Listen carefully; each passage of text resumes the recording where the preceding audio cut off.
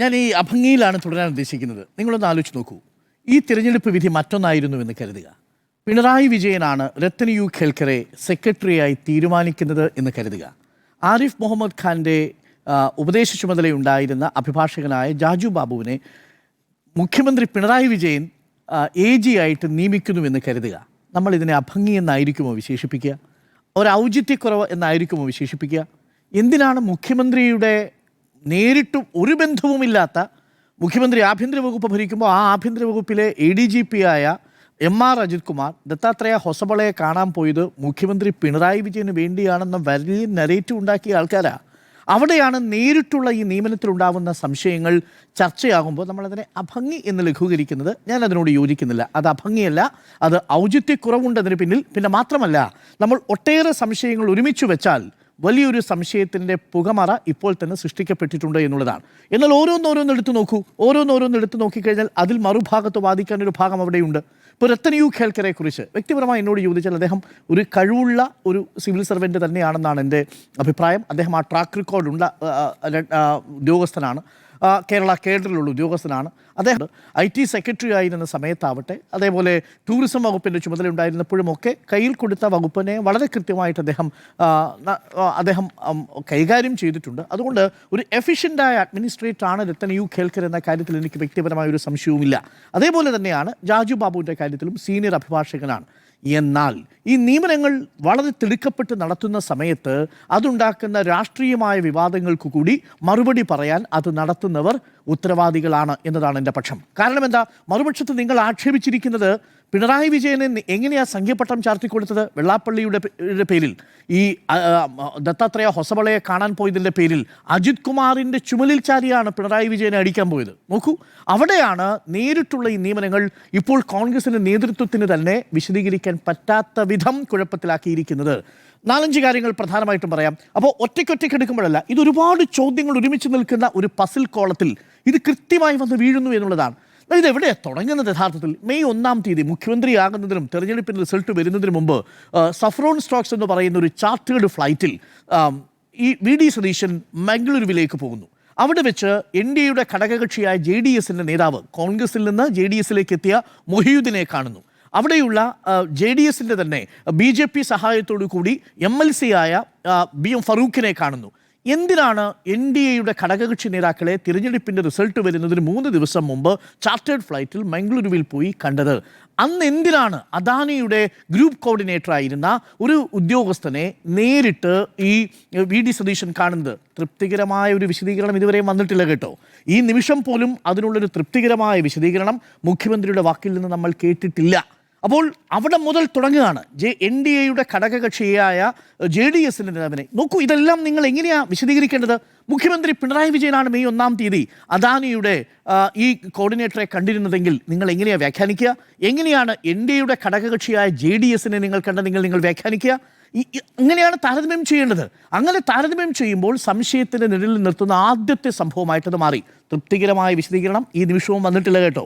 രണ്ടാമത്തെ പ്രധാനപ്പെട്ട കാര്യം നോക്കൂ, റിസൾട്ട് വന്നു കഴിഞ്ഞ് മന്ത്രി ലിസ്റ്റുമായിട്ട് നേരെ ലോക് ഭവനിലേക്ക് പോകുന്നു. അവിടെ വെച്ച് നമ്മുടെ ഈ ഹരിയസ് കർത്തായെ ആലിംഗനം ചെയ്തൊരു ദൃശ്യമുണ്ട്. ഇവിടെയും നിങ്ങൾ എങ്ങനെയാണ് ചിന്തിക്കേണ്ടത്? മുഖ്യമന്ത്രി പിണറായി വിജയൻ ഹരിയസ് കർത്തയെ ആലിംഗനം ചെയ്യുന്നൊരു ദൃശ്യം എങ്ങനെയായിരിക്കും കേരളത്തിൽ വ്യാഖ്യാനിക്കുക? എങ്ങനെയായിരിക്കും ഒരു RSSൻ്റെ അപ്പോയിൻമെൻറ്റ്? ഈ ഹരിയസ് കർത്തായുടെ നിയമനത്തെ എതിർത്ത പാർട്ടിയാണ് കോൺഗ്രസ്. ഈ ഹരിയസ് കർത്തയെ അതിൽ സർക്കാരിനൊരു സേയുമില്ല എന്നത് ഓർമ്മിക്കണം. സർക്കാരിനൊരു സേയുമില്ല. ഗവർണർ എഴുതി കൊടുക്കുന്ന ലിസ്റ്റ് അപ്പടി അംഗീകരിക്കുക അല്ലാതെ ഒന്നും ചെയ്യാൻ കഴിയാതിരിക്കുമ്പോഴും ഹരിയസ് കർത്തയെ നിയമിച്ച ഇടതുപക്ഷ സർക്കാർ എന്ന് കോൺഗ്രസ് വിമർശനം ഉയർത്തിയിട്ടുണ്ട്. അതേ ഹരിയസ് കർത്തയെ ലോക് ഭവനിൽ പോയി ചെല്ലുമ്പോൾ ആലിംഗനം ചെയ്യാൻ വരുമ്പോൾ അതിലും സംശയത്തിന് നിഴലില്ലേ എന്ന് ചോദിച്ചാൽ തള്ളി പറയാൻ പറ്റില്ല. തൃപ്തികരമായ വിശദീകരണമില്ല. വേണമെങ്കിൽ പറയാം, ഞാൻ എല്ലാ നേതാക്കളെയും മുഖ്യമന്ത്രി ആയാൽ എല്ലാവരുടെയും മുഖ്യമന്ത്രിയാണ് എന്ന മട്ടിൽ നമുക്ക് വ്യാഖ്യാനിക്കാം.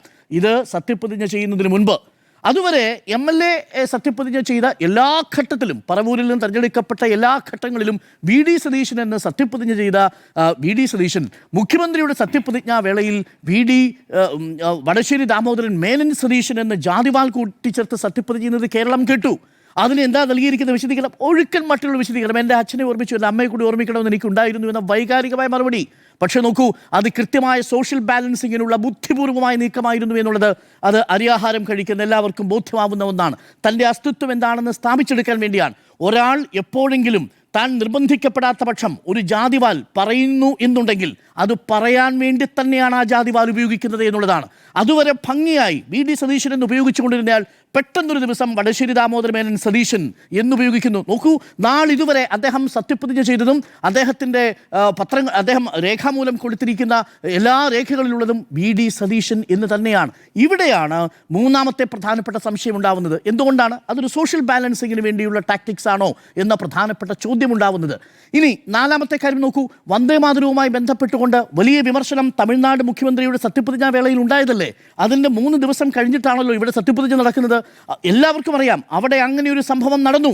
ഇവിടെയും ഇതേ ഗവർണർ തന്നെയാണ് അവിടെയും ഇതേപോലെ വന്ദേമാതരം പൂർണ്ണമായ സ്റ്റാൻസ് ചൊല്ലിക്കൊടുത്തത്. എന്തുകൊണ്ടാണ് അങ്ങനെ ഒരു കരുതലില്ലാതെ പോയത്? അപ്പോഴാണ് തങ്ങൾ അറിയുന്നത് എന്ന് ഒഴുക്കൻ മട്ടിൽ പറഞ്ഞു പോവുക. ഇവിടെയും നിങ്ങൾ ആലോചിക്കണം, ഇത് പറയുന്നത് പിണറായി വിജയനാണെങ്കിൽ എങ്ങനെയാ പറയുക? PMC പദ്ധതിയുമായി ബന്ധപ്പെട്ട് എന്തെല്ലാം കോലാഹലങ്ങൾ നമ്മൾ കേട്ടു. ഈ പിണറായി വിജയനാണ് വന്ദേമാതരത്തിൻ്റെ പൂർണ്ണരൂപം പാടുന്ന ആ സത്യപ്രതിജ്ഞാവേളയിൽ എഴുന്നേറ്റ് നിൽക്കുന്നതെങ്കിൽ എന്തായിരിക്കും അന്നത്തെ പ്രധാനപ്പെട്ട ചർച്ച? വന്ദേമാതരം പൂർണ്ണമായിട്ട് ആലപിച്ച് ഈ ഹിന്ദുത്വത്തിന് കീഴടങ്ങിയിരിക്കുന്നു പിണറായി വിജയൻ എന്നുള്ള നരേറ്റീവ് അല്ലേ വരുന്നത്. എന്നാൽ വി ഡി സതീശനാകുമ്പോൾ ഒരു വലിയ പ്രിവിലേജ് ഉണ്ട്. വി ഡി സതീശൻ പറയുമ്പോൾ എന്താ? വി ഡി സതീശൻ പറയുമ്പോൾ അത് ആ സമയത്താണ് ഞങ്ങൾ അറിഞ്ഞത് ലോക് ഭവനാണ് പ്രോട്ടോകോൾ നിയന്ത്രിക്കുന്നത്. ലോക് ഭവനാണ്. മിനിറ്റ് ടു മിനിറ്റ് പ്രോഗ്രാമിൽ ഒരു പാട്ടിന് എത്ര സമയമെന്ന് കൃത്യമായിട്ടുണ്ട്. 2 ഈരടികളെ പാടുള്ളൂ എന്ന് കോൺഗ്രസ് തന്നെ തീരുമാനിച്ച് നിലവിൽ ഹോം മിനിസ്ട്രിയുടെ ഡയറക്റ്റീവിൽ അത് ഓപ്ഷണൽ മാത്രമായിരിക്കുന്ന ഒരു ദേശീയ ഗീതത്തെ 2 ഈ സ്റ്റാൻസ് മാത്രമേ പാടുള്ളൂ എന്ന പൊളിറ്റിക്കൽ നിലപാടെടുക്കാൻ എന്താ ബുദ്ധിമുട്ട്? ഇനി ആ സമയത്ത് പാടി ആയിക്കോട്ടെ.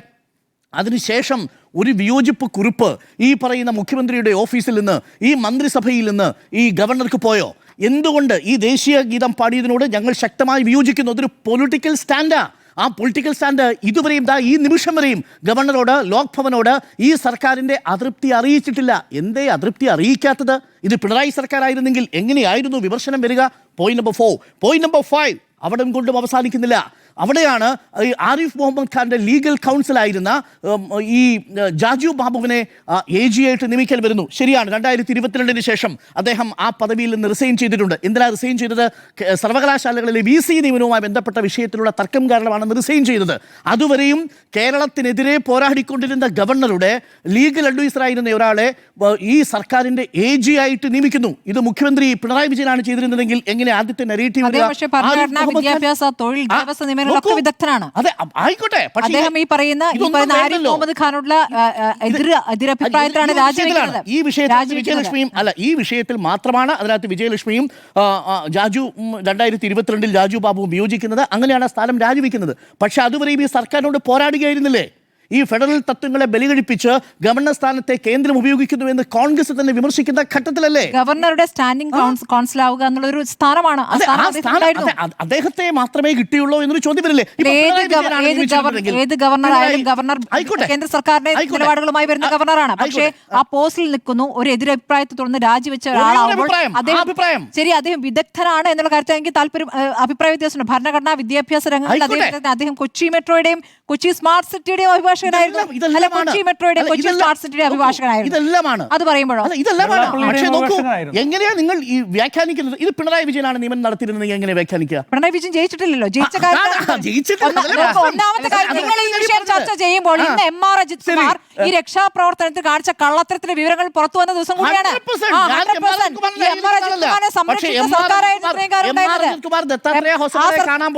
ആ സർക്കാരുമായി ബന്ധപ്പെട്ട MR അജിത് കുമാർ നടത്തിയ പ്രവർത്തനങ്ങൾ MR അജിത് കുമാർ ദത്താത്രേയ ഹൊസബളയെ കാണാൻ പോയത് പിണറായി വിജയൻ വിശദീകരിച്ചോ? ഒറ്റ വാചകം പറഞ്ഞു, എനിക്ക് വേണ്ടിയോ ഈ പാർട്ടിക്ക് വേണ്ടിയോ സംസാരിക്കാൻ ഒരു ADGPയും ചുമതലപ്പെടുത്തുന്ന പതിവ് എനിക്കോ എന്റെ പാർട്ടിക്കോ ഇല്ല. വിശദീകരണം ചുമതലപ്പെടുത്താണ്ടാണോ ഇപ്പോൾ രക്ഷാപ്രവർത്തനം അദ്ദേഹം നടത്തിയത്? പല പല കേസുകളിലായി സർക്കാരിന് വേണ്ടി ചോദിക്കാതെ തന്നെ അദ്ദേഹം പ്രവർത്തിക്കുന്ന, അദ്ദേഹം അത്രയും മുഖ്യമന്ത്രിയോട് വിധേയനായി നിന്ന് അദ്ദേഹം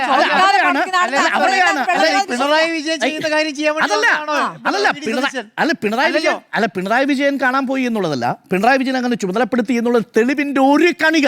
രണ്ടാമത്തെ കാര്യം, അങ്ങ് പറയുന്ന അദാനിയെ വിളിച്ചിരുത്തി അദാനി കേരളത്തിന്റെ പാർട്ട്ണർ എന്ന് പറഞ്ഞ മന്ത്രിമാരുള്ള സർക്കാർ ഏത് മന്ത്രിയാണ് പറഞ്ഞത്? അദാനി പാർട്ണറാണ് കേരളത്തിൽ ഏത് പദ്ധതിയായാലും അദാനിയെ വിളിച്ചു വരുത്തിയവരാണ്. എയർപോർട്ടിൽ വെച്ച് ഈ പറയുന്ന നേതാക്കളെ കണ്ടു എന്ന് പറഞ്ഞ ഒരു ആരോപണം എനിക്കുന്നത് അത് ദുർബലമായ വാദമാണ്. പറയൂ, ഏത് പദ്ധതിയുമായി ബന്ധപ്പെട്ടാണ് വി ഡി സതീശൻ ഈ അദാനിയുടെ ഗ്രൂപ്പ് കോർഡിനേറ്ററെ കണ്ടത്? അല്ല, അത് വി ഡി സതീശൻ വിശദീകരിക്കുന്ന കാര്യമാണ്. പക്ഷേ അത് പറയാൻ റൈറ്റ് ഇല്ലാത്തവരാണ് ഈ ആരോപണം ഇവിടെ ഉന്നയിച്ചുകൊണ്ടിരിക്കുന്നത്. CPM-ൽ നിന്ന് വിഴിഞ്ഞം പദ്ധതിയുമായി ബന്ധപ്പെട്ടതല്ലാതെ അദാനിയുമായി കൂടിക്കാഴ്ച നടന്നിട്ടുണ്ട്. അല്ല, അപ്പൊ ഇത് ഏത് പദ്ധതിയാണ് നിങ്ങൾക്കറിയോ? അപ്പൊ ഇതുവരെ വിശദീകരിക്കാൻ അദാനി നിങ്ങൾക്ക്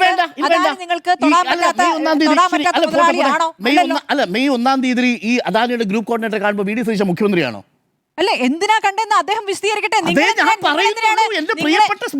നിങ്ങൾ അതിലേക്ക് വേറെ കൺക്ലൂഷനിലല്ലേ സംശയം പോലെ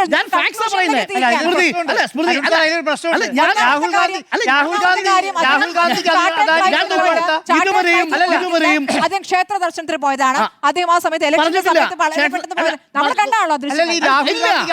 അവിടെ നമ്മൾ കണ്ട ദൃശ്യങ്ങൾ BM ഫറൂഖിനെയും ഈ പറയുന്ന മൊഹീദ്ദിനെയും കണ്ടതാണ്. ഒന്നാമത്തെ പറയുന്നത് നിങ്ങൾ ഈ പറയുന്ന ഈ കോൺഗ്രസിൽ നിന്ന് കുറച്ചു കാലം മുമ്പ് മാത്രം പാർട്ടി വിട്ട് നേതാവാണല്ലോ അല്ലേ? കോൺഗ്രസിൽ ഈ പറഞ്ഞ കണ്ട നേതാവ് ആയിക്കോട്ടെ, JDS. അപ്പൊ JDS കേരളത്തിൽ എങ്ങനെയാ പ്രവർത്തിച്ചിരുന്നത്? അത് ശരി. അല്ല, ഞാൻ പറഞ്ഞത് JDS-ലേക്ക് കോൺഗ്രസിൽ നിന്ന് പോയിട്ടേ ഉള്ളൂ. ഇവിടെ പാർട്ടിയുടെ ഭാഗമായി ഇതിൽ CPM-ന് അത് പറയാൻ ഒരു വോയിസും ഇല്ല. നിങ്ങൾ ഈ ഭരണം തുടങ്ങി 10-ാം ദിവസം ദുർബലമായ വാദങ്ങൾ വന്നാൽ അത് നിൽക്കില്ല. ഈ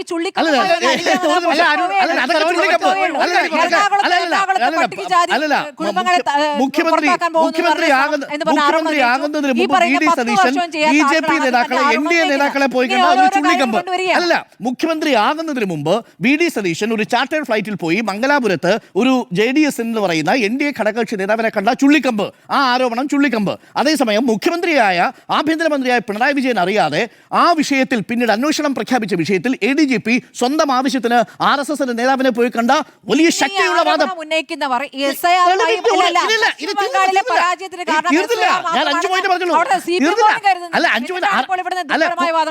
ആറാമത്തെ ഇനിയുമുണ്ട്. കേൾക്കൂ, ഇപ്പൊ റോയ് മാത്യുവിന്റെ അപ്പോയിന്റ്മെന്റ് നിങ്ങൾ എങ്ങനെ വിശദീകരിക്കും? റോയ് മാത്യു ഇട്ട ഫേസ്ബുക്ക് പോസ്റ്റിനെ സ്മൃതി ന്യായീകരിക്കോ? കേരളത്തിൽ ഏതെങ്കിലും മനുഷ്യന് ന്യായീകരിക്കോ? ലവ് ജിഹാദുമായി ബന്ധപ്പെട്ടിട്ട് ആ ഫേസ്ബുക്ക് പോസ്റ്റ് എത്രമാത്രം വൃത്തികെട്ട പോസ്റ്റാ നമ്മളെല്ലാവരും കണ്ടതല്ലേ? അങ്ങനെ ഒരാളാണോ മുഖ്യമന്ത്രിയുടെ പ്രസ് സെക്രട്ടറി ആയിട്ട് വരേണ്ടത്? സ്മൃതിക്ക് യോജിക്കാൻ പറ്റുമോ? സ്മൃതിയോട് യോജിക്കാൻ പറയണ്ട. ഞാൻ ഇതുമായി ബന്ധപ്പെട്ട് ഞാൻ CPM പറഞ്ഞിരിക്കുന്ന കാര്യങ്ങൾ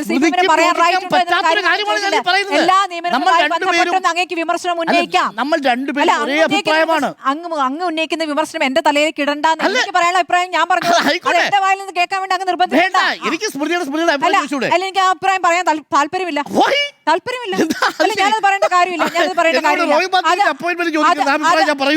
അതല്ല, അത് വി ഡി സതീശൻ വിശദീകരിക്കേണ്ട കാര്യമാണ്. വി ഡി സതീശൻ മുഖ്യമന്ത്രി അദ്ദേഹത്തെ നടത്തിയിരിക്കുന്ന അപ്പോയിന്റ്മെന്റുകളെല്ലാം വിശദീകരിക്കും എന്ന് തന്നെയാണ് കരുതുന്നത്. അത് വിശദീകരിക്കട്ടെ. പക്ഷേ